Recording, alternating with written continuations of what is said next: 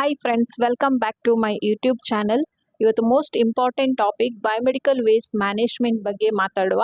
Biomedical waste ಅಂದರೆ ಏನು, biomedical waste ಹೇಗೆ ಜನರೇಟ್ ಆಗುತ್ತೆ, ಬಯೋಮೆಡಿಕಲ್ ವೇಸ್ಟ್ ಡಿಸ್ಪೋಸಬಲ್ ಮೆಥಡ್ಸ್ ಏನು ಅಂದರೆ segregation, collection, storage, transport, treatment, disposable method ಬಗ್ಗೆ ನಾವಿಲ್ಲಿ ಇವತ್ತು ತಿಳ್ಕೊಳ್ಳುವ. Is biomedical waste. Biomedical waste ಅಂದರೆ ಏನು? ಹಾಸ್ಪಿಟಲ್ ಅಥವಾ ಕ್ಲಿನಿಕ್ಸು ಅಥವಾ ಡಯಾಗ್ನೋಸಿಸ್ ಸೆಂಟರ್ ಅಥವಾ ಯಾವುದೇ ಒಂದು ಟ್ರೀಟ್ಮೆಂಟ್ ಸೆಕ್ಟರಲ್ಲಿ ಜನರೇಟ್ ಆಗುವಂಥ ವೇಸ್ಟನ್ನು ನಾವು ಬಯೋಮೆಡಿಕಲ್ ವೇಸ್ಟ್ ಅಂತ ಹೇಳ್ತೀವಿ. ಯಾಕಂತ ಹೇಳಿದ್ರೆ ಇಂಥ ವೇಸ್ಟಲ್ಲಿ ಇನ್ಫೆಕ್ಷನ್ಸ್ ಇರುತ್ತೆ. ಸೊ ಹಾಗಾಗಿ ಇಂಥ ವೇಸ್ಟನ್ನು ಬಯೋಮೆಡಿಕಲ್ ವೇಸ್ಟ್ ಅಂತ ಹೇಳ್ತೀವಿ. ಯಾವ ಸೋರ್ಸಿಂದ ಬಯೋಮೆಡಿಕಲ್ ವೇಸ್ಟ್ ಜನರೇಟ್ ಆಗುತ್ತೆ? ಎಲ್ಲೆಲ್ಲ ಬಯೋಮೆಡಿಕಲ್ ವೇಸ್ಟ್ ಜನರೇಟ್ ಆಗುತ್ತೆ? ಹಾಸ್ಪಿಟ್ಲಲ್ಲಿ, ಕ್ಲಿನಿಕ್ಸಲ್ಲಿ, nursing homes, blood bank, animal houses ಮತ್ತು ಮನೆಗಳಲ್ಲಿ. ಅಂದರೆ ಪೇಷಂಟ್ಸು ಮನೆಯಲ್ಲಿದ್ದರೆ ಕೆಲವೊಮ್ಮೆ ಪೇಷಂಟ್ಸಿಗೆ ಮನೆಯಲ್ಲೇ ಟ್ರೀಟ್ಮೆಂಟ್ ಕೊಡ್ತಾರೆ. ಅಂಥ ಸಿಚುವೇಶನ್ಸಲ್ಲಿ ಡ್ರೆಸ್ಸಿಂಗ್ ಮಾಡೋದಾಗಲಿ ಅಥವಾ ಏನಾದರೂ ಟ್ರೀಟ್ಮೆಂಟ್ ಕೊಡ್ತಿರ್ಬೇಕಾದ್ರೆ ಅದರಿಂದ ಜನರೇಟ್ ಆಗುವ ವೇಸ್ಟನ್ನು ಬಯೋಮೆಡಿಕಲ್ ವೇಸ್ಟ್ ಹೇಳ್ತೀವಿ. ಹಾಗಾಗಿ ಮನೆಯಲ್ಲೂ ಬಯೋಮೆಡಿಕಲ್ ವೇಸ್ಟ್ ಜನರೇಟ್ ಆಗೋ ಚಾನ್ಸಸ್ ಇರುತ್ತೆ. The next, hospital waste disposal. Basic principle is that the waste are disposed in most hygienic manner by following methods which at all stages minimize risk to healthy environment. Government of India has prescribed some procedures and guidelines as follows. ಹಾಸ್ಪಿಟ್ಲಲ್ಲಿ hygienic ಮ್ಯಾನರಲ್ಲಿ ವೇಸ್ಟನ್ನು dispose ಮಾಡಬೇಕಾಗತ್ತೆ. ಹಾಗೆ ನಮ್ಮ government of India ಕೆಲವೊಂದು ಪ್ರೊಸೀಜರ್ಸನ್ನು, ಗೈಡ್ಲೈನ್ಸನ್ನು ಕೊಟ್ಟಿದ್ದಾರೆ. ಆ ಪ್ರಕಾರ ನಾವು segregation ಮಾಡಬೇಕು, collection, storage, transport, treatment, disposable ಮೆಥಡನ್ನು ಫಾಲೋ ಮಾಡಬೇಕಾಗತ್ತೆ.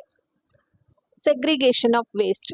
ಬಯೋಮೆಡಿಕಲ್ ವೇಸ್ಟಲ್ಲಿ 4 ಟೈಪ್ಸ್ ಆಫ್ ಕಲರ್ ಇದೆ: ಯೆಲ್ಲೋ, ರೆಡ್, ಬ್ಲೂ, ವೈಟ್ ಅಂತ ಹೇಳಿದ್ರೆ ವೇಸ್ಟ್, ಬಯೋಮೆಡಿಕಲ್ ವೇಸ್ಟನ್ನು ಸೆಗ್ರಿಗೇಟ್ ಮಾಡಬೇಕು. ಯಾವ ಬಿನ್ಸಲ್ಲಿ ಯಾವ ಟೈಪಿದ್ದು ವೇಸ್ಟನ್ನು ಸೆಗ್ರಿಗೇಟ್ ಮಾಡಬೇಕು ಅನ್ನೋದನ್ನು ನಾವಿಲ್ಲಿ ನೋಡುವ.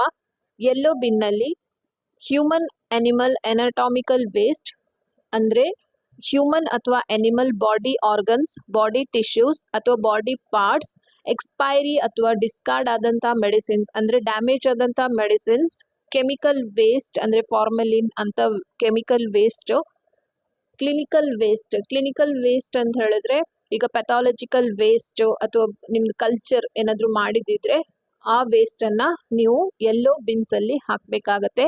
ಹಾಗೆ ಮಾಸ್ಕು, ಹೆಡ್ ಕ್ಯಾಪು, ಗೌನ್ಸ್ ಇದನ್ನು ನೀವು ಯೆಲ್ಲೋ ಬಿನ್ಸಲ್ಲಿ ಡಿಸ್ಕಾರ್ಡ್ ಮಾಡಬೇಕು. ನೆಕ್ಸ್ಟ್ ರೆಡ್ ಕಲರ್ ಬಿನ್ನಲ್ಲಿ ನಾವು ಕಂಟ್ಯಾಮಿನೇಟೆಡ್ ವೇಸ್ಟ್, ರೀಸೈಕ್ಲೇಬಲ್ ಮಾಡುವಂಥ ವೇಸ್ಟ್ ಅಂದರೆ tube, plastic bottles, catheters, urine bags, syringe without needle, gloves and vacutainers. IV ಫ್ಲೂಯಿಡ್ಗೆ ಯೂಸ್ ಮಾಡಿದಂಥ plastic bottles, catheters, urine bags, syringes without needles, gloves ಮತ್ತು ಲ್ಯಾಬಲ್ಲಿ use ಮಾಡಿದಂಥ ವ್ಯಾಕ್ಯುಟೈನರ್ಸನ್ನು ನಾವು ರೆಡ್ ಬಿನ್ನಿಗೆ ಹಾಕಬೇಕು. Treatment method: autoclaving or microwaving, hydroclaving followed by shredding. Next blue. Cardboard boxes with blue coloured ಬ್ಯಾಗನ್ನು ನಾವು ಬ್ಲೂ ಕಲರಿಗೆ ಯೂಸ್ ಮಾಡಬೇಕಾಗತ್ತೆ. ಬ್ಲೂ ಕಲರ್ ಬಿನ್ಸಲ್ಲಿ glass wares, broken or discarded and contaminated glass including medical vials, ampoules and metallic body ಇಂಪ್ಲಾಂಟ್ಸನ್ನು discard ಮಾಡಬೇಕು.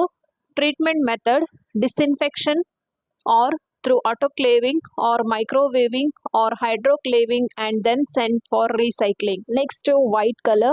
The puncture proof, leak proof, tamper proof containers ಅನ್ನೇ ನೀವು ಇಲ್ಲಿ ಯೂಸ್ ಮಾಡಬೇಕಾಗತ್ತೆ. ಯಾಕಂತ ಹೇಳಿದ್ರೆ ವೈಟಲ್ಲಿ ನಾವು ಶಾರ್ಪ್ ಐಟಮ್ಸನ್ನು ಡಿಸ್ಕಾರ್ಡ್ ಮಾಡ್ತೀವಿ. Needle, syringe with fixed needles, needle from needle tip cutter, scalpels, blades and sharp ಮೆಟಲ್ಸನ್ನು ನಾವು ವೈಟ್ ಕಲರಿಗೆ ಡಿಸ್ಕಾರ್ಡ್ ಮಾಡಬೇಕು. ಸೊ ಹಾಗಾಗಿ ಇದಕ್ಕೆ ಪಂಚರ್ ಪ್ರೂಫ್ ಕಂಟೈನರ್ಸನ್ನು ಯೂಸ್ ಮಾಡಬೇಕು. Treatment method: autoclaving or dry heat sterilisation followed by shredding or mutilation. Next, collection. The collection of biomedical waste involves use of different types of containers.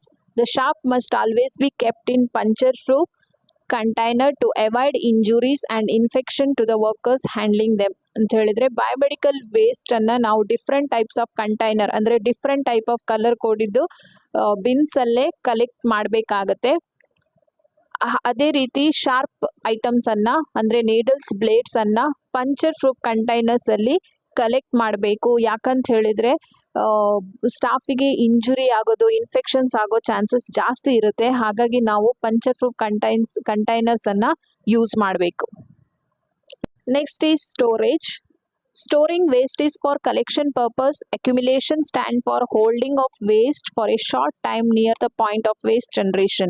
The biomedical waste storage room to be identified and all biomedical waste to be stored in this area after collecting waste from department. Biomedical waste ಎಲ್ಲಿ generate ಆಗುತ್ತೋ ಅಲ್ಲಿ biomedical ವೇಸ್ಟನ್ನು storage ಮಾಡಬೇಕಾಗತ್ತೆ. ಅಂದರೆ ವಾರ್ಡಲ್ಲಿ ಈಗ biomedical ಬಿನ್ಸನ್ನು ಇಡಬೇಕಾಗತ್ತೆ. ಆ biomedical waste collect ಏನಾಗಿರುತ್ತೆ ವಾರ್ಡಲ್ಲಿ ಅದನ್ನು house keeping ಅವರು ಬಯೋಮೆಡಿಕಲ್ ವೇಸ್ಟ್ ಸ್ಟೋರೇಜ್ ರೂಮ್ ಅಂತ ಒಂದಿರುತ್ತೆ, ಅದರಲ್ಲಿ ತಗೊಂಡೋಗಿ ಸ್ಟೋರ್ ಮಾಡಬೇಕು. ಸೊ ವಾರ್ಡಿಂದ ಬಯೋಮೆಡಿಕಲ್ ಸ್ಟೋರೇಜ್ ರೂಮಿಗೆ ನೀವು ವೇಸ್ಟನ್ನು ತಗೊಂಡು ಹೋಗುವಾಗ ಈ ಥರ ಸೀಲ್ ಮತ್ತು ಲೇಬಲ್ ಮಾಡಬೇಕಾಗತ್ತೆ. ಯಾವ ಡಿಪಾರ್ಟ್ಮೆಂಟಿಂದ ಅದನ್ನು ಕಲೆಕ್ಟ್ ಮಾಡಿದ್ದೀರಾ ಅಂಥೇಳಿ ಲೇಬಲ್ ಮಾಡಬೇಕು. ಅದೇ ರೀತಿ ಬಯೋಮೆಡಿಕಲ್ ವೇಸ್ಟ್ ಬಿನ್ಸ್ ಅಥವಾ ಕವರ್ಸನ್ನು ತಗೊಂಡು ಹೋಗುವಾಗ ಅದು ಓಪನ್ ಆಗಿರಬಾರ್ದು, ಅದು ಯಾವಾಗಲೂ ಸೀಲ್ ಆಗಿರಬೇಕು. If you are not measuring it, you are not managing it ಅಂತ ಹೇಳಿದರೆ ಹಾಸ್ಪಿಟ್ಲಲ್ಲಿ ಜನ್ರೇಟ್ ಆಗುವಂಥ ವೇಸ್ಟನ್ನು ನಾವು ವೇಟ್ ಮಾಡಬೇಕು, ಅಂದರೆ ಮೆಷರ್ ಮಾಡಬೇಕು. ಡೈಲಿ ಬೇಸಿಸಲ್ಲಿ ಅದನ್ನು ವೇಟ್ ಮಾಡಿ ಡಾಕ್ಯುಮೆಂಟ್ ಮಾಡಿಡಬೇಕು. ಸೊ ನಮಗೆ ಒಂದು ಆ್ಯನ್ಯುವಲ್ ರಿಪೋರ್ಟ್ ಅಂತ ಕೊಡಲಿಕ್ಕಿರುತ್ತೆ ಪೊಲ್ಯೂಷನ್ ಕಂಟ್ರೋಲ್ ಬೋರ್ಡಿಗೆ. ಸೊ ಹಾಗಾಗಿ ಬಯೋಮೆಡಿಕಲ್ ವೇಸ್ಟನ್ನು ಡೈಲಿ ಬೇಸಿಸಲ್ಲಿ ಮೆಷರ್ ಮಾಡಬೇಕಾಗತ್ತೆ. The last one, transportation. The final transport of BMW only with authorized vehicle with appropriate documentation for further record. The biomedical waste ಅನ್ನು ನಾವು authorized personsಗೆ ಕೊಡಬೇಕಾಗತ್ತೆ. ಅವ್ರ ಜೊತೆ ನಾವು agreement ಮಾಡ್ಕೋಬೇಕು, ಅಂದರೆ ಹಾಸ್ಪಿಟ್ಲ್ ಅವರು ಎಗ್ರಿಮೆಂಟ್ ಮಾಡ್ಕೋಬೇಕು. ಮತ್ತು ಅವ್ರು ಯೂಸ್ ಮಾಡುವಂಥ ವೆಹಿಕಲ್ಸು ಅದು ಕ್ಲೋಸ್ಡ್ ಆಗಿರಬೇಕು. ಯಾವಾಗಲೂ ಅದು ಓಪನ್ ವೆಹಿಕಲ್ಸಲ್ಲಿ ಬಯೋಮೆಡಿಕಲ್ ವೇಸ್ಟನ್ನು ತಗೊಂಡು ಹೋಗ್ಲಿಕ್ಕಿಲ್ಲ. ಸೊ ಕೆಲವೊಂದು ಟರ್ಮ್ಸ್, ರೂಲ್ಸ್ ಆ್ಯಂಡ್ ರೆಗ್ಯುಲೇಷನ್ಸನ್ನು ಅವರು ಫಾಲೋ ಮಾಡಬೇಕಾಗತ್ತೆ. ಸೊ ಫ್ರೆಂಡ್ಸ್, ಇದು ಇವತ್ತಿನ ಟಾಪಿಕ್ಕು. ನಿಮ್ಗೆ ಈ ವಿಡಿಯೋ ಇಷ್ಟ ಆಗಿದ್ರೆ ಲೈಕ್ ಮಾಡಿ, ಶೇರ್ ಮಾಡಿ, ಸಬ್ಸ್ಕ್ರೈಬ್ ಮಾಡಿ. Thank you.